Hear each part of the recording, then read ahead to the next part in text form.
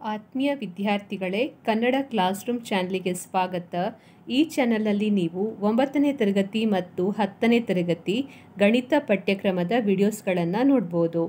ಇವತ್ತಿನ ವಿಡಿಯೋದಲ್ಲಿ 10ನೇ ತರಗತಿ ಗಣಿತ ಚಾಪ್ಟರ್ 3 ಅಧ್ಯಾಯ 3 pair of linear equations in 2 variable, 2 ಚರಾಕ್ಷರಗಳಿರುವ ರೇಖಾತ್ಮಕ ಸಮೀಕರಣಗಳ ಜೋಡಿಗಳು.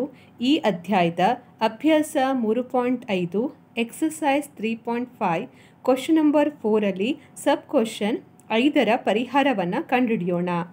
ಹಾಗೆ ಈ ಅಧ್ಯಾಯದ ಉಳಿದ ವಿಡಿಯೋಸ್ಗಳು ನಿಮಗೆ ಬೇಕಾದಲ್ಲಿ ಡಿಸ್ಕ್ರಿಪ್ಷನ್ ಬಾಕ್ಸ್ನಲ್ಲಿರುವಂಥ ಲಿಂಕನ್ನು ಕ್ಲಿಕ್ ಮಾಡಿ ಅಥವಾ ಕಮೆಂಟ್ ಸೆಕ್ಷನಲ್ಲಿರುವಂಥ ಲಿಂಕನ್ನು ಕ್ಲಿಕ್ ಮಾಡಿ.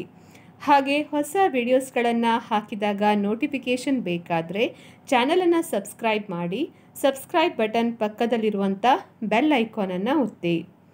ಹಾಗೆ ಫಸ್ಟ್ PUC ಮ್ಯಾಥಮ್ಯಾಟಿಕ್ಸ್ ವಿಡಿಯೋಸ್ಗಳು ಕನ್ನಡದಲ್ಲಿ ಬೇಕಾದರೆ ನನ್ನ ಇನ್ನೊಂದು ಚಾನಲ್ PUC ಮ್ಯಾಥ್ಸ್ ಅನ್ನು ಸಬ್ಸ್ಕ್ರೈಬ್ ಮಾಡ್ಬೋದು. ಅಭ್ಯಾಸ 3.5 ಎಕ್ಸಸೈಸ್ 3.5 ಒಂದು ಆಯತದ ಉದ್ದವನ್ನು 5 ಮಾನಗಳಷ್ಟು ಕಡಿಮೆಗೊಳಿಸಿ ಅಗಲವನ್ನು 3 ಮಾನಗಳಷ್ಟು ಹೆಚ್ಚಿಸಿದರೆ ಅದರ ವಿಸ್ತೀರ್ಣವು 9 ಚದರಮಾನಗಳಷ್ಟು ಕಡಿಮೆಯಾಗುತ್ತದೆ. ಉದ್ದವನ್ನು 3 ಮಾನಗಳಷ್ಟು ಮತ್ತು ಅಗಲವನ್ನು 2 ಮಾನಗಳಷ್ಟು ಹೆಚ್ಚಿಸಿದರೆ ವಿಸ್ತೀರ್ಣವು 67 ಚದರಮಾನಗಳಷ್ಟು ಹೆಚ್ಚಾಗುತ್ತದೆ. ಆಯತದ ಉದ್ದ ಅಗಲಗಳನ್ನು ಕಂಡುಹಿಡಿಯಿರಿ. The area of a rectangle gets reduced by 9 square units if its length is reduced by 5 units and breadth is increased by 3 units. If we increase the length by 3 units and the breadth by 2 units, the area increases by 67 square units. Find the dimensions of the rectangle. ಇಲ್ಲಿ ನಾವು ಆಯತದ ಉದ್ದ ಮತ್ತು ಅಗಲಗಳನ್ನು ಕಂಡುಹಿಡಿಬೇಕು. ಅಂದರೆ ರೆಕ್ಟ್ಯಾಂಗಿಲಿದ್ದು length ಮತ್ತು breadth ಎಷ್ಟು ಅಂತ ಕಂಡುಹಿಡಿಬೇಕು. ಸೊ ಈ ರೀತಿಯ ಕ್ವಶನ್ಸ್ಗಳನ್ನು ಕೊಟ್ಟಾಗ ನೀವು ಯಾವಾಗಲೂ ಯಾವುದನ್ನು ಕಂಡುಹಿಡಿಬೇಕು ಅದನ್ನು ಎಕ್ಸ್ ಮತ್ತು ವೈ ರೂಪದಲ್ಲಿ ತೆಗೆದುಕೊಳ್ಬೇಕು. ಸೊ ಇಲ್ಲಿ ನಾವು ಕಂಡುಹಿಡಿಬೇಕಾಗಿರುವಂಥದ್ದು ಆಯತದ ಡೈಮೆನ್ಷನ್, ಅಂದರೆ ಲೆಂತ್ ಮತ್ತು ಬ್ರೆಡ್ತ್, ಉದ್ದ ಮತ್ತು ಅಗಲವನ್ನು. ಹಾಗಾಗಿ ಅದನ್ನು ನಾನು ಮೊದಲಿಗೆ ಎಕ್ಸ್ ಮತ್ತು ವೈ ಅಂತ ತೆಗೆದುಕೊಳ್ತಾ ಇದ್ದೇನೆ. So let the length of the rectangle be X units. So ಆಯತದ ಉದ್ದವು ಎಕ್ಸ್ ಮಾನವಾಗಿರಲಿ. ಹಾಗೆ let the breadth of the rectangle be Y units. So ಆಯತದ ಅಗಲವು ವೈ ಮಾನವಾಗಿರಲಿ. ಸೊ ಆಯತ ಅಂತ ಹೇಳುವಾಗ ಅದರ ವಿಸ್ತೀರ್ಣವನ್ನು ನಾವು ಹೇಗೆ ಕಂಡುಹಿಡಿತೇವೆ? ಸೊ ಆಯತ ಅಂತ ಹೇಳಿದರೆ ಅದು ಈ ರೀತಿಯ ಆಕೃತಿಯಾಗಿರ್ತದೆ. ಸೊ ಇದನ್ನು ಇಲ್ಲಿ ಉದ್ದ ಮತ್ತು ಅಗಲ ಇರ್ತದೆ. ಸೊ ಉದ್ದ ಗುಣಿಸು ಅಗಲ ಅಂತ ಹೇಳಿದರೆ ನಮಗೆ ಯಾವಾಗಲೂ ಕೂಡ ಆಯತದ ವಿಸ್ತೀರ್ಣ ಸಿಗ್ತದೆ. ಸೊ ಈಗ ಅದೇ ಸೂತ್ರವನ್ನು ನಾವಿಲ್ಲಿ ಉಪಯೋಗಿಸುವ. So area of the rectangle ಅಥವಾ ಆಯತದ ವಿಸ್ತೀರ್ಣ ಇಸ್ ಈಕ್ವಲ್ ಟು ಉದ್ದ ಗುಣಿಸು ಅಗಲ. ಇಲ್ಲಿ ನಾವು ಉದ್ದವನ್ನು ಏನಂತ ತೆಗೆದುಕೊಂಡಿದ್ದೇವೆ? ಎಕ್ಸ್ ಅಂತ. ಹಾಗೆ ಅಗಲವನ್ನು ವೈ ಅಂತ ತೆಗೆದುಕೊಂಡಿದ್ದೇವೆ. ಸೊ ಇದೇನಾಗ್ತದೆ ಇಲ್ಲಿ? ಎಕ್ಸ್ ಇಂಟು ವೈ ಅಥವಾ ಎಕ್ಸ್ ಗುಣಿಸು ವೈ ಅಂತ ಆಗ್ತದೆ. ದಟ್ ಈಸ್ ನಥಿಂಗ್ ಬಟ್ ಉದ್ದ ಗುಣಿಸು ಅಗಲ, ಲೆಂತ್ ಇಂಟು ಬ್ರೆಡ್ತ್. ಇದರ ನಂತರ ಈ ಕ್ವಶನಲ್ಲಿ ಕೊಟ್ಟಿರುವಂಥ ಕಂಡೀಷನನ್ನು ತೆಗೆದುಕೊಂಡು ನಾವೀಗ ಏನು ಮಾಡಬೇಕು? ಲೀನಿಯರ್ ಪೇರ್ ಆಫ್ ಇಕ್ವೇಷನನ್ನು ಮಾಡಬೇಕು. ಅಂದರೆ ರೇಖಾತ್ಮಕ ಸಮೀಕರಣಗಳನ್ನು ಜನರೇಟ್ ಮಾಡಬೇಕು. ಸೊ ಮೊದಲಿಗೆ ಏನು ಕೊಟ್ಟಿದ್ದಾರೆ? ಆಯತದ ಉದ್ದವನ್ನು 5 ಮಾನಗಳಷ್ಟು ಕಡಿಮೆಗೊಳಿಸಬೇಕು ಅಂತ ಹೇಳಿದ್ದಾರೆ. ಸೊ ಉದ್ದಕ್ಕೆ ನಾವು ಏನಂತ ತೆಗೆದುಕೊಂಡಿದ್ದೇವೆ? ಉದ್ದ ಅಂತ ಹೇಳಿದರೆ ಎಕ್ಸ್ ಅಂತ ತೆಗೆದುಕೊಂಡಿದ್ದೇವೆ. ಸೊ ಎಕ್ಸನ್ನು 5 ಮಾನಗಳಷ್ಟು ಕಡಿಮೆ ಮಾಡಬೇಕು ಅಂದರೆ ಎಕ್ಸ್ ಮೈನಸ್ 5 ಅಂತ ಆಗ್ತದೆ. ನೆಕ್ಸ್ಟ್ ಅಗಲವನ್ನು 3 ಮಾನಗಳಷ್ಟು ಹೆಚ್ಚಿಸಿದರೆ ಅಂತ ಇದೆ. ಸೊ ಅಗಲಕ್ಕೆ ನಾವೇನು ತೆಗೆದುಕೊಂಡಿದ್ದೇವೆ? ವೈ ಅಂತ ತೆಗೆದುಕೊಂಡಿದ್ದೇವೆ. ಸೊ ವೈಯನ್ನು 3 ಮಾನಗಳಷ್ಟು ಹೆಚ್ಚಿಸಬೇಕು. ನೆಕ್ಸ್ಟ್ ಈಗ ಇದು ಉದ್ದ, ಇದು ಅಗಲ. ಉದ್ದ ಗುಣಿಸು ಅಗಲ ಏನು ಕೊಡ್ತದೆ? ನಮಗೆ ವಿಸ್ತೀರ್ಣವನ್ನು ಕೊಡ್ತದೆ. So X minus 5 into Y plus 3 ಅಂತ ನಾವು ಬರೀಬೇಕು. ದ್ಯಾಟ್ ಇಸ್ ಈಕ್ವಲ್ ಟು ಏನಾಗ್ತದೆ? ಆ ರೀತಿ ಮಾಡಿದಾಗ ಏನಾಗ್ತದೆ? ಅದರ ವಿಸ್ತೀರ್ಣವು 9 ಚದರಮಾನಗಳಷ್ಟು ಕಡಿಮೆ ಆಗ್ತದೆ ಅಂತ ಕೊಟ್ಟಿದ್ದಾರೆ. ಸೊ ವಿಸ್ತೀರ್ಣ ಅಂದರೆ ಏನು? X into Y. ಎಕ್ಸ್ ಅಂದರೆ ಇಲ್ಲಿ ಉದ್ದ, ಹಾಗೆ ವೈ ಅಂದರೆ ಅಗಲ. ಸೊ ವಿಸ್ತೀರ್ಣ ಎಕ್ಸ್ ವೈ ಏನಿದೆ ಇದೇನಾಗ್ತದೆ 9 ಚದರಮಾನಗಳಷ್ಟು ಕಡಿಮೆ ಆಗ್ತದೆ ಅಂತ ಕೊಟ್ಟಿದ್ದಾರೆ. ಕಡಿಮೆ ಅಂತ ಹೇಳುವಾಗ ನೀವಿಲ್ಲಿ ಮೈನಸ್ ಸೈನನ್ನು ಉಪಯೋಗಿಸಬೇಕು. ಸೊ ಇಲ್ಲೀಗ ನಿಮಗೆ ಒಂದು ಇಕ್ವೇಷನ್ ಸಿಗ್ತದೆ. ಒಂದು ಏನಂದರೆ X minus 5 into Y plus 3 is equal to X Y minus 9. ಯಾಕೆ ಇಲ್ಲಿ ಎಕ್ಸ್ ಮೈನಸ್ 5 ಅಂದರೆ ನೀವಿಲ್ಲಿ ನೋಡ್ಬೋದು, the area of a rectangle gets reduced by 9 square units if the length is reduced by 5 units ಅಂತ ಇದೆ. ಸೊ ಲೆಂತಿಗೆ ನಾವು X ಎನ್ನುವಂಥ ವೇರಿಯೇಬಲನ್ನು ತೆಗೆದುಕೊಂಡಿದ್ದೇವೆ. ಇದನ್ನು ರಿಡ್ಯೂಸ್ಡ್ ಬೈ 5 ಯೂನಿಟ್ಸ್ ಅಂದರೆ ಮೈನಸ್ ಮಾಡಬೇಕು. ಹಾಗೆ ಬ್ರೆಡ್ತನ್ನು ಏನು ಮಾಡಬೇಕು? ಇನ್ಕ್ರೀಸ್ ಮಾಡಬೇಕು 3 ಯೂನಿಟ್ಸ್. ಬ್ರೆಡ್ತಿಗೆ ನಾವು ವೈ ಅಂತ ತೆಗೆದುಕೊಂಡಿದ್ದೇವೆ. ಸೊ ವೈ ಪ್ಲಸ್ 3 ಆಗ್ತದೆ. ಸೊ ಇದು ಲೆಂತ್, ಇದು ಬ್ರೆಡ್ತ್. ಲೆಂತ್ ಇಂಟು ಬ್ರೆಡ್ತ್ ಅಂತ ಹೇಳಿದರೆ ಏನು ಅರ್ಥ? ವಿಸ್ತೀರ್ಣ ಅಂತ ಅರ್ಥ. ಸೊ ಇಲ್ಲಿ ಅಥವಾ ಏರಿಯಾ ಅಂತ ಹೇಳ್ತೇವೆ. ಏರಿಯಾ ಅಂದರೆ ಇಲ್ಲಿ ಏನಂತ ನಾವು ತೆಗೆದುಕೊಂಡಿದ್ದೇವೆ? ಎಕ್ಸ್ ವೈ ಅಂತೇಳಿ. ಸೊ ಆಗ ಎಕ್ಸ್ ವೈ ಏನಾಗ್ತದೆ ಅಂತ ಕೊಟ್ಟಿದ್ದಾರೆ? X Y reduced by 9 square unit ಅಂತ ಕೊಟ್ಟಿದ್ದಾರೆ. ಸೊ ಎಕ್ಸ್ ವೈ ಮೈನಸ್ 9 ಅಂತ ಆಗ್ತದೆ. ಸೊ ಈಗ ಇದನ್ನು ಸಿಂಪ್ಲಿಫೈ ಮಾಡುವ. ಎಕ್ಸನ್ನು ಮೊದಲಿಗೆ ಇದರ ಜೊತೆ ಗುಣಿಸ್ತಾ ಹೋಗುವ. ಸೊ ಎಕ್ಸ್ ಇಂಟು ವೈ ಅಂತ ಹೇಳಿದರೆ X Y plus X into 3 ಅಂತ ಹೇಳಿದರೆ 3x ಮೈನಸ್ 5 ಇಂಟು ವೈ ಅಂತ ಹೇಳಿದರೆ ಮೈನಸ್ 5y ಮೈನಸ್ 5 ಇಂಟು 3 ಅಂತ ಹೇಳಿದರೆ minus 15 is equal to X Y minus 9. ಇಲ್ಲಿ ಈ ಬದಿಯಲ್ಲೂ ಎಕ್ಸ್ ವೈ ಇದೆ, ಇಲ್ಲಿ ಕೂಡ ಎಕ್ಸ್ ವೈ ಇದೆ. ಹಾಗಾಗಿ ಎರಡೂ ಕೂಡ ಕ್ಯಾನ್ಸಲ್ ಆಗ್ತದೆ. ಅಥವಾ ಈ ಎಕ್ಸ್ ವೈಯನ್ನು ನೀವು ಈ ಬದಿಗೆ ತಂದಾಗ ಅದು ಮೈನಸ್ ಆಗ್ತದೆ. ಸೊ ಒಂದು ಪ್ಲಸ್ ಎಕ್ಸ್ ವೈ, ಇನ್ನೊಂದು ಮೈನಸ್ ಎಕ್ಸ್ ವೈ ಅಂತ ಹೇಳಿದರೆ ಅದು ಕ್ಯಾನ್ಸಲ್ ಆಗ್ತದೆ. ನಂತರ ಇಲ್ಲಿ ಉಳಿತಾ ಇದೆ 3x ಮೈನಸ್ 5y ಮೈನಸ್ 15. ಆಮೇಲೆ ಈ ಮೈನಸ್ 9ಅನ್ನು ಬಲಬದಿಗೆ ತಂದಾಗ ಪ್ಲಸ್ 9 ಆಗ್ತದೆ is equal to 0. So 3x minus 5y minus 15 plus 9 ಇಲ್ಲಿ ನಾವು ಕಳಿಬೇಕು. ಸೊ ನಮಗಿಲ್ಲಿ ಕಳೆದಾಗ ಸಿಗ್ತಾ ಇದೆ ಮೈನಸ್ 6. ಸೊ ಇಲ್ಲಿ ನೀವು ನೋಡ್ಬೋದು ನಮಗೀಗ ಒಂದು ರೇಖಾತ್ಮಕ ಸಮೀಕರಣ ಸಿಕ್ಕಿದೆ. 3x minus 5y minus 6 is equal to 0. So ಇದನ್ನು ಸಮೀಕರಣ 1 ಅಂತ ನಾವು ತೆಗೆದುಕೊಳ್ಳುವ. ನಂತರ ನಾವೇನು ಮಾಡಬೇಕು? ಇಲ್ಲಿ ಕೊಟ್ಟಿರುವಂಥ ಎರಡನೇ ಕಂಡೀಷನನ್ನು ತೆಗೆದುಕೊಂಡು ಪುನಃ ಇನ್ನೊಂದು ರೇಖಾತ್ಮಕ ಸಮೀಕರಣವನ್ನು ಜನರೇಟ್ ಮಾಡಬೇಕು. ಸೊ ಇನ್ನೊಂದು ಕಂಡೀಷನ್ ಏನು ಹೇಳಿದ್ದಾರೆ? ಇಲ್ಲಿಗ ನೀವು ನೋಡ್ಬೋದು, ಉದ್ದವನ್ನು 3 ಮಾನಗಳಷ್ಟು ಮತ್ತು ಅಗಲವನ್ನು 2 ಮಾನಗಳಷ್ಟು ಹೆಚ್ಚಿಸಿದರೆ ಅಂತ ಇದೆ. ಸೊ ಉದ್ದಕ್ಕೆ ನಾವು ಏನಂತ ತೆಗೆದುಕೊಂಡಿದ್ದೇವೆ? ಉದ್ದ ಅಂತ ಹೇಳಿದರೆ ಎಕ್ಸ್ ಅಥವಾ ಲೆಂತ್. ಅದನ್ನು 3 ಯೂನಿಟ್ಸ್ ಹೆಚ್ಚಿಸಬೇಕು, ಅಂದರೆ ಎಕ್ಸ್ ಪ್ಲಸ್ 3 ಆಗ್ತದೆ.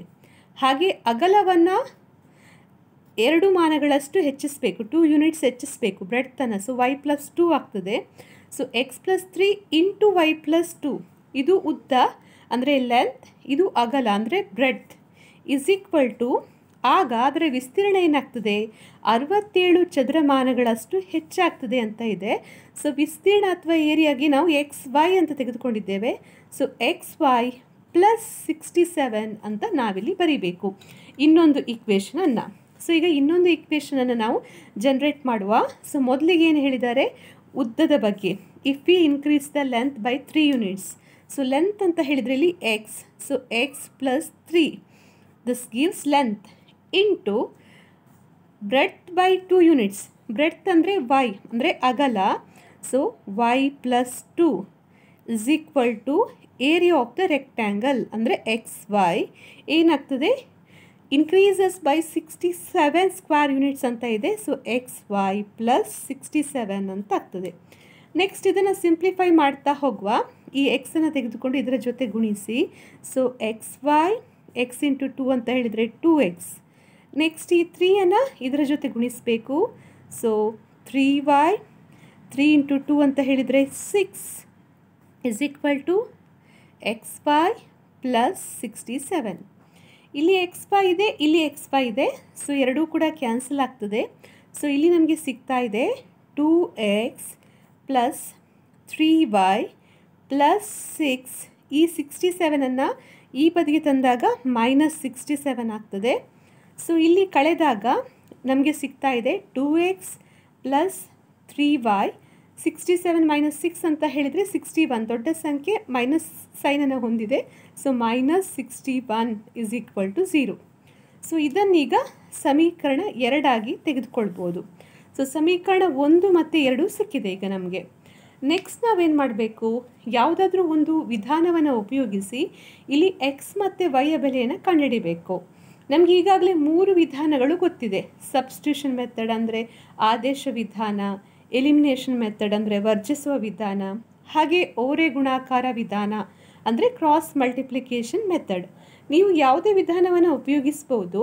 ಹಿಂದಿನ ಪ್ರಶ್ನೆಗಳನ್ನು ಸಾಲ್ವ್ ಮಾಡಲಿಕ್ಕೆ ನಾವು ವರ್ಜಿಸುವ ವಿಧಾನ ಅಂದರೆ ಎಲಿಮಿನೇಷನ್ ಮೆಥಡನ್ನು ಉಪಯೋಗಿಸಿದ್ದೆವು. ಯಾಕೆಂದರೆ ಅಲ್ಲಿ ವೇರಿಯೇಬಲ್ನ ಬೆಲೆ ಒಂದೇ ರೀತಿಯಾಗಿತ್ತು. ಸೊ ಡೈರೆಕ್ಟಾಗಿ ಪ್ಲಸ್ ಅಥವಾ ಮೈನಸ್ ಮಾಡಿದರೆ ಅದು ಕ್ಯಾನ್ಸಲ್ ಆಗ್ತಿತ್ತು. ಆದರೆ ಇಲ್ಲಿ ಆ ರೀತಿ ಇಲ್ಲ. ಸೊ ಹಾಗಾಗಿ ನೀವು ಇಲ್ಲಿ ಓರೆ ಗುಣಾಕಾರ ವಿಧಾನ ಅಥವಾ ಕ್ರಾಸ್ ಮಲ್ಟಿಪ್ಲಿಕೇಶನ್ ಮೆಥಡನ್ನು ಕೂಡ ಉಪಯೋಗಿಸ್ಬೋದು, ಅಥವಾ ಸಬ್ಸ್ಟಿಟ್ಯೂಷನ್ ಮೆಥಡ್ ಕೂಡ ಉಪಯೋಗಿಸ್ಬೋದು. ಸೊ ಯಾವ ವಿಧಾನ ನಿಮಗೆ ಸುಲಭ ಅಂತ ಅನಿಸ್ತದೆ ಅದನ್ನು ಉಪಯೋಗಿಸಿ. ಇದೇ ವಿಧಾನ ಅಂತ ಕ್ವಶನಲ್ಲಿ ಅವರು ಹೇಳಲಿಲ್ಲ, ಹಾಗಾಗಿ 3ರಲ್ಲಿ ಯಾವುದೇ ವಿಧಾನವನ್ನು ಉಪಯೋಗಿಸ್ಬೋದು.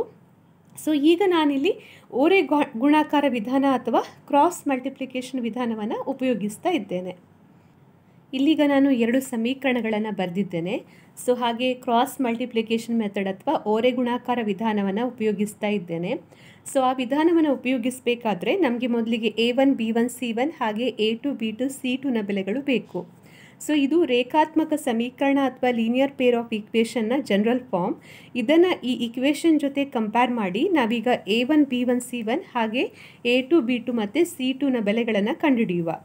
ಸೊ A1 B1 C1 ಇದರ ಜೊತೆ ಕಂಪೇರ್ ಮಾಡಿದರೆ ನಿಮಗೆ A1 ಅಂತ ಹೇಳಿದರೆ ಇಲ್ಲಿ 3 ಅಂತ ಸಿಗ್ತದೆ, ಹಾಗೆ B1 ಅಂತ ಹೇಳಿದರೆ -5, ನೆಕ್ಸ್ಟ್ C1 ಅಂತ ಹೇಳಿದರೆ -6, next A2 B2 C2, A2 ಅಂತ ಹೇಳಿದರೆ 2, B2 ಅಂತ ಹೇಳಿದರೆ 3, ಹಾಗೆ C2 ಅಂತ ಹೇಳಿದರೆ -61. ಸೊ ಈ 3 ಬೆಲೆಗಳು ಗೊತ್ತಿದೆ. ನೆಕ್ಸ್ಟ್ ನಾವೇನು ಮಾಡಬೇಕು, ಓರೆ ಗುಣಾಕಾರ ವಿಧಾನವನ್ನು ಉಪಯೋಗಿಸುವ. ಓರೆ ಗುಣಾಕಾರ ವಿಧಾನವನ್ನು ನೀವು ಹೇಗೆ ಉಪಯೋಗಿಸ್ತೀರಾ? ಇಲ್ಲಿ ನೀವು ಮೊದಲು ಮಾಡಬೇಕಾಗಿರುವಂಥದ್ದು ಏನಂದರೆ, ಇಲ್ಲೀಗ ಎಕ್ಸ್ ಅಂತ ತೆಗೆದುಕೊಳ್ಬೇಕು, ಹಾಗೆ ವೈ ಹಾಗೆ 1 ಅಂತ ತೆಗೆದುಕೊಳ್ಬೇಕು. ನೆಕ್ಸ್ಟ್ ಇಲ್ಲಿ ಬಿಯಿಂದ ನಾವು ಪ್ರಾರಂಭಿಸಬೇಕು. ಬಿಯಿಂದ ಪ್ರಾರಂಭಿಸಿ ಈ ರೀತಿ B1 C1 A1 ಆಮೇಲೆ B1ಗೆ ತಂದು ನಿಲ್ಲಿಸಬೇಕು. ಸೊ ಇಲ್ಲೀಗ ನಾನು ಬರೀತಾ ಇದ್ದೇನೆ B1, ನೆಕ್ಸ್ಟ್ ಇಲ್ಲಿರುವಂಥದ್ದು C1, ಆಮೇಲೆ ಪುನಃ ಇಲ್ಲಿ A1, ನೆಕ್ಸ್ಟ್ ಪುನಃ ಇಲ್ಲಿ B1. ಅದೇ ರೀತಿ ಇಲ್ಲಿ ಕೂಡ B2 ಇಂದ ಪ್ರಾರಂಭಿಸಬೇಕು. ಸೊ ಇಲ್ಲಿ ನಮಗೆ B2 ಹಾಗೆ ನೆಕ್ಸ್ಟ್ C2 A2 ಮತ್ತು B2 ಅಲ್ಲಿ ನಿಲ್ಲಿಸಬೇಕು. ಈ ರೀತಿ ಮಾಡಿದ ಮೇಲೆ ನಾವಿಲ್ಲಿ ಓರೆ ಗುಣಾಕಾರವನ್ನು ಮಾಡಬೇಕು. ಸೊ ಇಲ್ಲಿ ಈ ರೀತಿಯಲ್ಲಿ ಓರೆ ಗುಣಾಕಾರವನ್ನು ಮಾಡಿ ಇಲ್ಲಿ ಒಂದು ಇಕ್ವೇಷನನ್ನು ರಚಿಸಬೇಕು. ಹೇಗೆ ಅಂದರೆ ಇಲ್ಲಿ ಎಕ್ಸ್ ಇದೆ. ಸೊ ಹಾಗಾಗಿ ಏನಾಗ್ತದೆ, ಎಕ್ಸ್ ಭಾಗಿಸು ಅಥವಾ ಇಲ್ಲಿ ಬರೆಯುವ ಎಕ್ಸ್ ಭಾಗಿಸು B1 into C2. So B1 into C2 minus ಇಲ್ಲಿ B2 into C1 is equal to, next ಇದನ್ನು ತೆಗೆದುಕೊಳ್ಬೇಕು. ಇದನ್ನು ತೆಗೆದುಕೊಂಡ್ರೆ ನಿಮಗಿಲ್ಲಿ y ಇದೆ. ಸೊ y ಭಾಗಿಸು C1 into A2 minus C2 into A1 is equal to, next ನಾವು ಇದನ್ನು ತೆಗೆದುಕೊಳ್ಬೇಕು. ಸೊ 1 ಇದೆ ಇಲ್ಲಿ, 1 divided by A1 into B2 minus A2 into B1. So ಈ ಸೂತ್ರವನ್ನು ನಾವೀಗ ಇಲ್ಲಿ ಉಪಯೋಗಿಸಬೇಕು. ನಮ್ಗೆ ಈಗಾಗಲೇ A1 B1 C1 ಹಾಗೆ A2 B2ನ ಬೆಲೆಗಳು ಗೊತ್ತಿದೆ. ಆ ಬೆಲೆಗಳನ್ನು ಇದರಲ್ಲಿ ಹಾಕ್ತಾ ಹೋದ್ರೆ ಆಯಿತು. ಸೊ ಬೆಲೆಗಳನ್ನು ಹಾಕ್ತಾ ಹೋಗುವ. ಸೊ ಮೊದಲಿಗೆ ಇಲ್ಲಿ ಏನಿದೆ, ಎಕ್ಸ್ ಇದೆ. ಸೊ ಎಕ್ಸ್ ಅಂತ ನಾನು ಹಾಗೆ ಬರೀತಾ ಇದ್ದೇನೆ, ಎಕ್ಸ್ ಭಾಗಿಸು B1 ಇಂಟು C2. B1 ಏನಿದೆ -5. So -5 into C2 -61. Next minus B2 into C1. B2 3 ಇದೆ, ಹಾಗೆ C1 ಏನಿದೆ -6 ಅಂತ ಇದೆ. So -6 is equal to y. So y ಭಾಗಿಸು C1 into A2. C1 minus 6 into A2 2 minus C2 into A1. C2 minus 61 into A1 3 is equal to next 1 divided by A1 into B2. A1 3 into 3 minus A2 into B1 2 into minus 5. So 2 into minus 5. ಈ ರೀತಿ ಸಿಕ್ಕ ನಂತರ ಇದನ್ನು ಗುಣಿಸಬೇಕು. ನಾವು ಗುಣಿಸಿದಾಗ ನಮಗೆ ಮತ್ತೆ ಕೂಡ ಇದನ್ನು ಸಿಂಪ್ಲಿಫೈ ಮಾಡಲಿಕ್ಕಾಗ್ತದೆ. ಸೊ 5 ಇಂಟು 61 ಅಂತ ಹೇಳಿದರೆ 305. ಇಲ್ಲಿ ಮೈನಸ್ ಮೈನಸ್ ಇರೋದ್ರಿಂದ ಪ್ಲಸ್ 305 ಅಂತ ಸಿಗ್ತದೆ. ನೆಕ್ಸ್ಟ್ ಇಲ್ಲಿ 6 ಗುಣಿಸು 3 ಅಂದರೆ 18, ಮೈನಸ್ ಮೈನಸ್ ಇದೆ, ಸೊ ಪ್ಲಸ್ 18 ಅಂತ ಸಿಗ್ತದೆ. ಇಸ್ ಈಕ್ವಲ್ ಟು ವೈ ಭಾಗಿಸು 6 ಗುಣಿಸು 2 ಅಂದರೆ 12, ಇಲ್ಲಿ ಮೈನಸ್ ಚಿಹ್ನೆ ಇದೆ, ಸೊ ಮೈನಸ್ 12. 61 ಗುಣಿಸು 3 ಅಂತ ಹೇಳಿದರೆ 183, ಮೈನಸ್ ಮೈನಸ್ ಪ್ಲಸ್ ಆಗ್ತದೆ, so plus 183 is equal to 1 ಭಾಗಿಸು 3 ಗುಣಿಸು 3 ಅಂದರೆ 9, 2 ಗುಣಿಸು 5 ಅಂದರೆ 10 ಪ್ಲಸ್ 10. ಸೊ ಎಕ್ಸ್ ಭಾಗಿಸು 305 ಪ್ಲಸ್ 18 ಇಲ್ಲಿ ಕೂಡಿಸಿದಾಗ 323 ಇಸ್ ಈಕ್ವಲ್ ಟು ವೈ ಭಾಗಿಸು 183 ಮೈನಸ್ 12 ಅಂದರೆ 171. ನೆಕ್ಸ್ಟ್ 9 ಪ್ಲಸ್ 10 ಅಂದರೆ 19. ಈ ರೀತಿ ಸಿಕ್ಕ ನಂತರ ನಾವೀಗ ಏನು ಮಾಡಬೇಕು, ಎಕ್ಸನ್ನು ಇದರ ಜೊತೆ ತೆಗೆದುಕೊಳ್ಬೇಕು, ಹಾಗೆ ಮತ್ತೆ ಪುನಃ ವೈಯನ್ನು ಇದರ ಜೊತೆ ತೆಗೆದುಕೊಂಡು ಎಕ್ಸ್ ಮತ್ತು ವೈಯ ಬೆಲೆಗಳನ್ನು ಕಂಡುಹಿಡಿಬೇಕು. ಸೊ ಮೊದಲಿಗೆ ಎಕ್ಸನ್ನು ಇದರ ಜೊತೆ ಬರೀತಾ ಇದ್ದೇನೆ, ಯಾಕೆಂದರೆ ಎಲ್ಲದರಲ್ಲೂ ಕೂಡ ಇಲ್ಲಿ ಈಕ್ವಲ್ ಸೈನ್ ಇದೆ. ಸೊ ಎಕ್ಸ್ ಭಾಗಿಸು 323 ಇಸ್ ಈಕ್ವಲ್ ಟು 1 ಭಾಗಿಸು 19. ಇಲ್ಲಿ ಪುನಃ ಓರೆ ಗುಣಾಕಾರ ಮಾಡಬೇಕು. ಸೊ ಎಕ್ಸ್ ಗುಣಿಸು 19, ಎಕ್ಸ್ ಗುಣಿಸು 19 ಇಸ್ ಈಕ್ವಲ್ ಟು 323 ಗುಣಿಸು 1. So 19 x is equal to 323, x is equal to 323 ಭಾಗಿಸು 19. So x is equal to ಇಲ್ಲಿ 19 ಗುಣಿಸು 1 ಅಂತ ಹೇಳಿದರೆ 19, ಆಮೇಲೆ ಇಲ್ಲಿ 333 ಅಂದರೆ 17 ಸಲ ಭಾಗಿಸಲ್ಪಡ್ತದೆ. So x is equal to 17 ಅಂತ ಉತ್ತರ ಸಿಗ್ತದೆ. ನೆಕ್ಸ್ಟ್ ನಾವು ವೈಯನ್ನು ಕಂಡುಹಿಡಿಬೇಕು. ಸೊ ಇದನ್ನು ಮತ್ತು ಇದನ್ನು ತೆಗೆದುಕೊಳ್ಬೇಕು. ವೈ ಭಾಗಿಸು 171 ಇಸ್ ಈಕ್ವಲ್ ಟು 1 ಭಾಗಿಸು 19. ಇಲ್ಲಿ ಕೂಡ ಓರೆ ಗುಣಾಕಾರವನ್ನು ಮಾಡಬೇಕು. ಸೊ ವೈ ಗುಣಿಸು 19 ಇಸ್ ಈಕ್ವಲ್ ಟು 171 ಗುಣಿಸು 1. So 19 y is equal to 171, y is equal to 171 ಭಾಗಿಸು 19. ಸೊ 19 ಇದರಲ್ಲಿ 9 ಸಲ ಭಾಗಿಸಲ್ಪಡ್ತದೆ. So y is equal to 9. ಕೊನೆಗೆ ಉತ್ತರವನ್ನು ಈ ರೀತಿಯಲ್ಲಿ ಬರೆದ್ರಾಯಿತು. Length of the rectangle x is equal to 17 units. ಆಯತದ ಉದ್ದ 17 ಮಾನಗಳು. Breadth of the rectangle y is equal to 9 units. ಆಯತದ ಅಗಲ ಇಸ್ ಈಕ್ವಲ್ ಟು 9 ಮಾನಗಳು.